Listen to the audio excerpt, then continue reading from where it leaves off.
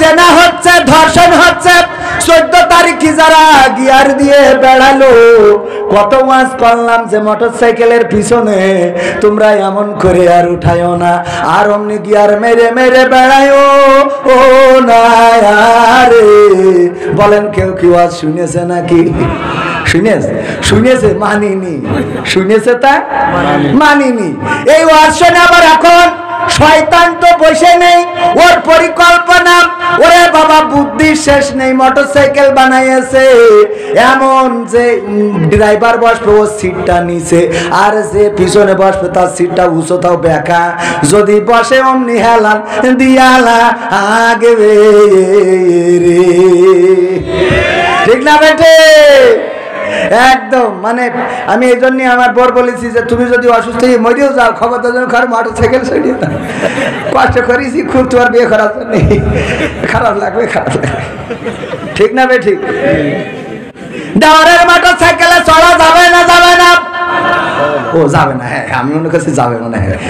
দেওয়ারের motor আবার গান গায়, ওরে স্বামী আমার যেমন তেমন, দাঁড়ায় আমার মনের মতন গো, আছে না নাই? ওর স্বামী যেমন তেমন, দেওরা নাকি মনের মতন। বলেন কত বড় আল্লাহর ওলি। এই জন্য স্বামীরা আবার পাল্টা গান করলো, ওরে বউ আমার যেমন তেমন, শালি আমার মনের মতন গো। তুমি যেমন দেওয়ার নিয়ে ঘুরে বেড়াবা, তোমার বউ, তোমার ওই যে স্বামীও আবার শালি নিয়ে গিয়ার, ঠিক না বে? ঠিক। এই জন্য আজকের যুবক যারা ওরা এসে বলে হুজুর একটু দোয়া করে দেন, বিয়ে হচ্ছে না। বিয়ে হবে কি? তুই তো আগের থেকে নেটওয়ার্ক শেষ করতেছিস, বিয়ে যে হবে তো তো চাষ শেষ, ঠিক না বে? ঠিক। কথা কয় না।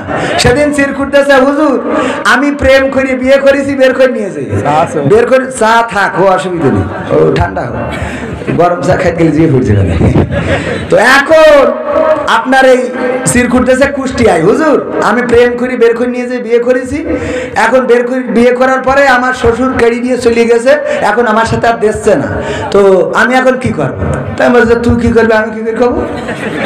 বউ তো প্রেম করেছিস তুই, বিয়ে করেছিস তুই, এখন হুজুরের কাজ পৌঁছতে আমি কি করবো? বলেন হুজুর বেকায় দেয় না?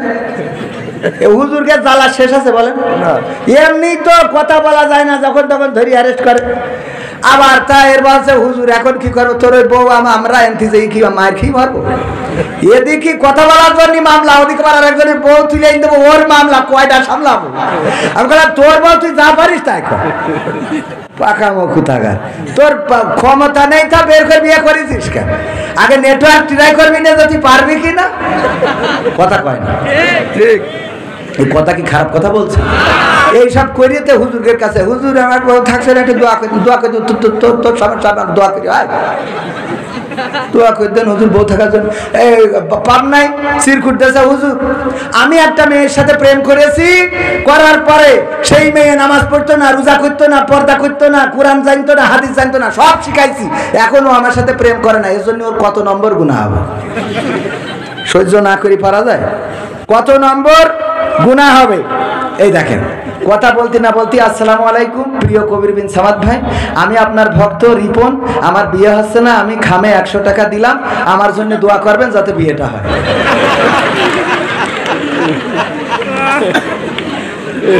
একই সহ্য না করে কনে যাবেন আপনি? কনে এর জন্য আমি মানে সাতক্ষীরায় দাওয়াত নিয়ে প্রায় বন্ধ করে দিছি। আগেও যে কয়বার মাহফিলি গেছি খালি কয় হুজুর দোয়া করে দেন আমার যেন বিয়ে হয়, দোয়া করলাম, বিয়ে হইলো 2 মাস পর ভেঙে গেছে, তা আমার দোষ?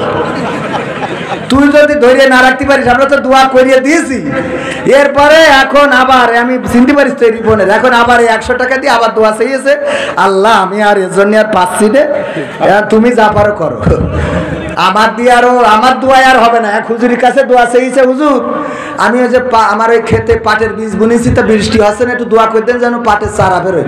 তো হুজুর বলছে যে কোনটা পাটের ক্ষেত দেখাই দিয়েছে, দেওয়ার পরে বলছে যাও অসুবিধা নেই। পরে রাত্রি মাদ্রাসা যত ছাত্র আছে সব ঘরে ডেকে নিয়ে যে এক পুকুরতে পানি তুলে সে বই ভিজাইতে আইছে।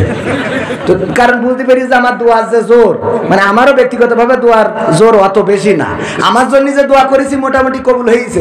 বাগেরহাটে এক জায়গায় 1000 টাকা দিয়ে বলছে, হুজুর আমার হাসপাতালের জন্য দোয়া করে দেন যেন বরকত হয়। আমি দোয়া করতেছি, আল্লাহ এলাকায় সব রুগী বানাই দাও। এখন পরের দিন আসার পরে দেখি আমার কাছে মেসেজ দিয়েছে, হুজুর দোয়া করলেন কি আর হইলো কি কেন? তা বলছে যে পুলিশ এসে 1 লাখ টাকা জরিমানা করে গেছে। তা আমি বললাম, তুমি 1000 টাকাতে তুই আসাই চাও, আমি দোয়া করে দিচ্ছি, আর জনগণ যে 1 লাখ টাকা দিয়েছ তা ও জনগণের দোয়া কবুল হয়েছ না? এই জন্য দুটো প্লাস মাইনাস হয়ে তোমার জরিমানা হয়েছে, তার ভাগ্যে বলে 1 লাখ দিলে হয়তো এটা কিছু হইতো। তো যাই হোক, এখন হুজুর এই সব ওই ভুই ভিজাই দিয়ে আইছে, জমিটা ভিজে দিয়ে এই শীতে মোটামুটি ছাত্র নিয়ে ঘুমাইছে। মানসি যে দেখে একজনের ক্ষেত ভিজে, বলছে তোর ক্ষেত কিভাবে ভিজে গেল, পাটের চারা হবে? তা বলতেছে ওই যে হুজুরের কাছে দোয়া চাইছিল আমাদের হাফেজ সাহেব মাদ্রাসায়। তো বলছে হুজুর আমাদের বাড়ি আমাদের মুরগি জবাই করি, কিডনি ফুসফুসে খুলে খাওয়াই আমরা, খালি তোমার জন্য দোয়া করি না, হবে না, আমাদেরও দোয়া করতে হবে। সবাই গ্রামের লোক এসে ধরেছে, হুজুর দোয়া করিয়ে দেন আমাদেরও পাটের ভুই যেন ভিজে যায়।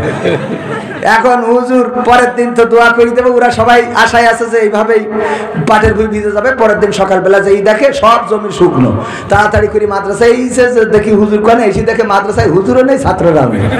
কারণ বুঝতে পেরেছে এভাবে যদি দোয়া করা লাগে তা পড়াই তো হবে না, খালি দোয়ার পরে থাকা লাগবে। কথাটা কি বোঝা গেছে? তো এই জন্যই এই সাতক্ষীরে আমি দাওয়াত নেওয়া বন্ধ করে দেবো। আমি এর জন্যই, ওর বিয়ে হবে তারপরে দাওয়াত নেবো।